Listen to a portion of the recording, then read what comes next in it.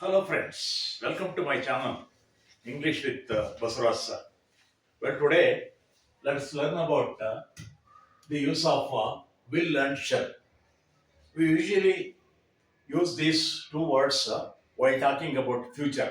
ಅಂದ್ರೆ ಭವಿಷ್ಯತ್ ಕಾಲವನ್ನು ಹೇಳ್ಬೇಕಾದ್ರೆ ವಿಲ್ ಅಥವಾ ಶೆಲ್ ಅನ್ನ ಹೆಚ್ಚು ಹೆಚ್ಚು ನಾವು ಬಳಸ್ತೀವಿ.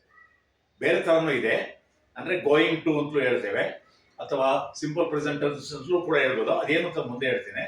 ಮೊದಲನೇದಾಗಿ ವಿಲ್ ಅನ್ನ ಎಲ್ಲಿ ಬಳಸ್ತೇವೆ ಅದನ್ನ ನೋಡೋಣ. ಇತ್ತೀಚೆಗೆ ಈ ಶೆಲ್ ಅನ್ನ ಯಾರು ಬಳಸೋದೇ ಇಲ್ಲ. ಶೆಲ್ ಜಾಗದಲ್ಲೂ ಕೂಡ ವಿಲ್ ಅನ್ನು ಬಳಸ್ತಾರೆ. I will go to market, I will come to your house tomorrow ಅಂದ್ರೆ ನಾನು ಮಾರ್ಕೆಟ್ಗೆ ಹೋಗ್ತೇನೆ. ಇನ್ ದಿ ಈವ್ನಿಂಗ್, ಸಾಯಂಕಾಲ ನಾನು ಮಾರ್ಕೆಟ್ಗೆ ಹೋಗ್ತೇನೆ. I will come to your house tomorrow ಅಂದ್ರೆ ನಾನು ನಾಳೆ ನಿಮ್ಮ ಮನೆಗೆ ಬರ್ತೇನೆ. I will do my homework, ನಾನು ನನ್ನ ಹೋಮ್ವರ್ಕ್ ಅನ್ನ ಮಾಡ್ತೇನೆ. ಈ ತರ ಇದೆ. ಸಾಮಾನ್ಯವಾಗಿ ವಿಲ್ ಅನ್ನ ಜಾಸ್ತಿ ಟು ಎಕ್ಸ್ಪ್ರೆಸ್ ಎವಿಚುವಲ್ ಆಕ್ಷನ್ ಇನ್ ಫ್ಯೂಚರ್, ಅದಕ್ಕಾಗಿ ನಾವು ಬಳಸ್ತೇವೆ.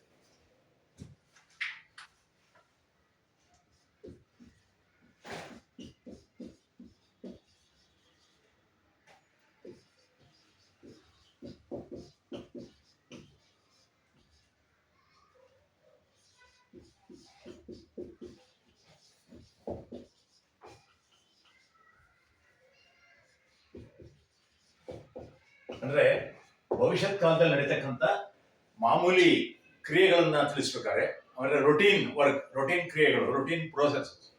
ಭವಿಷ್ಯತ್ ಕಾಲದಲ್ಲಿ ನಡೀತಕ್ಕಂಥ ಎಬಿಚುವಲ್ ಅಂದ್ರೆ ರೆಗ್ಯುಲರ್ ನಡೀತಕ್ಕಂಥ ಕ್ರಿಯೆಗಳು. ಉದಾಹರಣೆಗೆ during spring flowers will Bloom.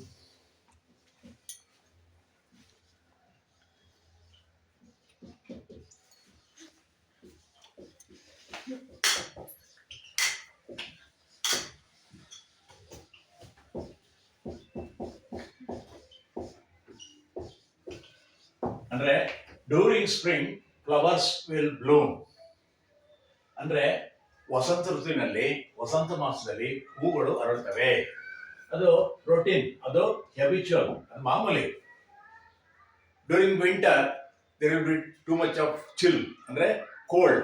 ಚಳಿಗಾಲದಲ್ಲಿ there will be a severe cold during winter. ಚಳಿಗಾಲದಲ್ಲಿ ತುಂಬಾ ಚಳಿ ಇರುತ್ತೆ.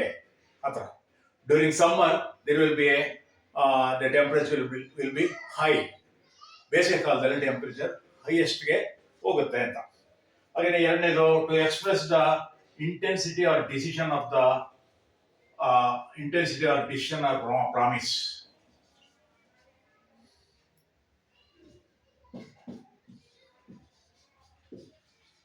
To express intensity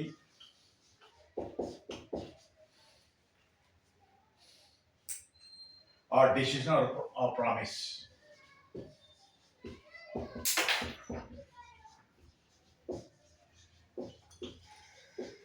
ಅಂದ್ರೆ ಏನು?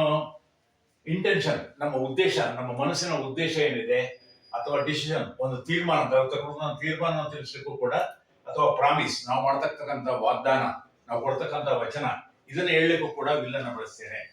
I will do better next time.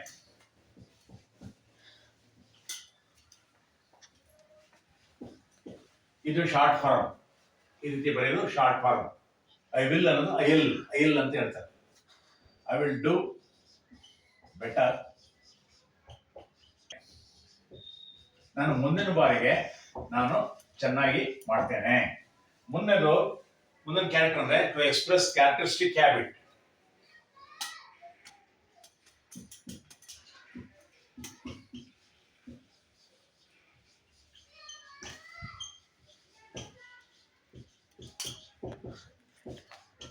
ನಮ್ಮ ಗುಣ ನಡತೆಗೆ ಸಂಬಂಧಪಟ್ಟಂತ ಒಂದು ಹವ್ಯಾಸ ಹೇಳಲಿಕ್ಕೆ.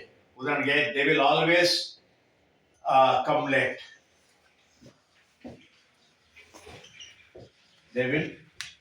They will always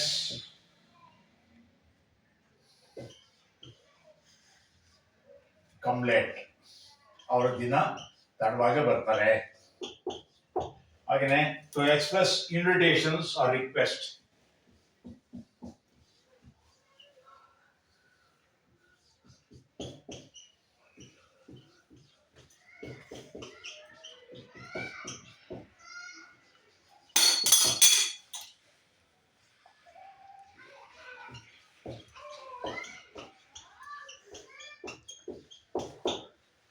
Will you lend me your car?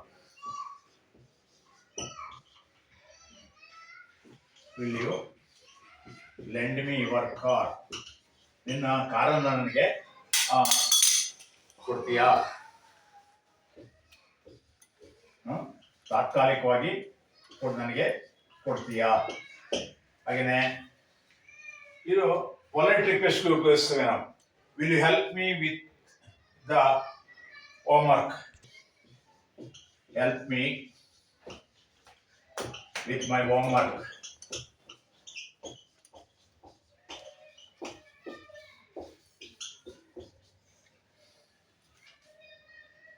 I will always love you. A lover may say, I will always love you. ನಾನು ಸದಾ ಕಾಲ ನಿನ್ನನ್ನ ಪ್ರೀತಿಸ್ತೇನೆ. I will always love you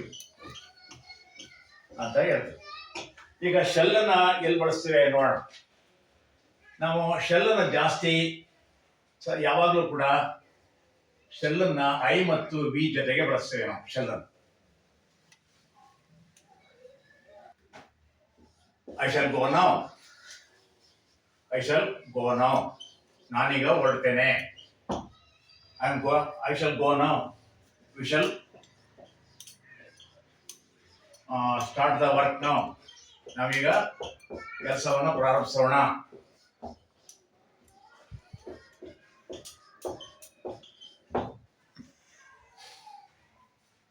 I ಮತ್ತು ವಿ ಜೊತೆ ಮಾತ್ರ ಶೆಲ್ ಬಳಸ್ತೇವೆ.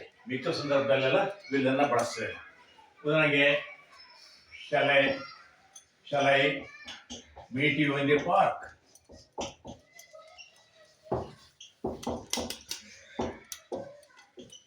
ನಾನು ನಿನ್ನ ಪಾರ್ಕ್ ಅಲ್ಲಿ ಸಂಧಿಸೋಣವೇ? shall we go now? Shall we go now? Shall we start eating? ನಾವೀಗ ಊಟ ಮಾಡೋಣವೇ, ತಿನ್ನೋಣವೇ? Shall we start eating? ಹೀಗೆ ಶೆಲ್ ಮತ್ತು ವಿಲ್ ಬಳಸೋದನ್ನ ಕಲ್ತ್ಕೊಂಡ್ರಲ್ಲ. ಸಾಮಾನ್ಯವಾಗಿ ಫ್ಯೂಚರ್ ಅನ್ನ ಹೇಳಲಿಕ್ಕೆ ಅಂದ್ರೆ ಭವಿಷ್ಯತ್ ಕಾಲವನ್ನು ಸೂಚಿಸಲಿಕ್ಕೆ ಇವೆರಡು ಮೋಡಲ್ ವರ್ಕ್ಸ್. ಇವು ಮೋಡಲ್ ವರ್ಕ್ಸ್. ಈ ಮೋಡಲ್ ವರ್ಕ್ಸ್ ಇನ್ನೂ ಬೇಕಾದಷ್ಟು ಮೋಡಲ್ಗಳು ವರ್ಬ್ ಇವೆ. 12 ಇದೆ. ಮೇ, ಮೈಟ್, ಕ್ಯಾನ್, ಕುಡ್ ಈ ತರ. ಈ ಶೆಲ್ ವಿ ಮತ್ತು ವಿಲ್ ಅನ್ನ ಈ ದಿನ ನೀವು ಕಲ್ತ್ಕೊಂಡ್ರಲ್ಲ ಸ್ನೇಹಿತರೆ. ಇದು ಇಷ್ಟ ಆದರೆ ಈ ನನ್ನ ವಿಡಿಯೋ ಲೈಕ್ ಮಾಡಿ, ಶೇರ್ ಮಾಡಿ ಮತ್ತು ಸಬ್ಸ್ಕ್ರೈಬ್ ಆಗಿ ಅಂತ ಹೇಳ್ತಾ ನಿಮ್ಗೆಲ್ರಿಗೂ ಕೂಡ ಧನ್ಯವಾದಗಳನ್ನು ಅರ್ಪಿಸ್ತೇನೆ. Thank you.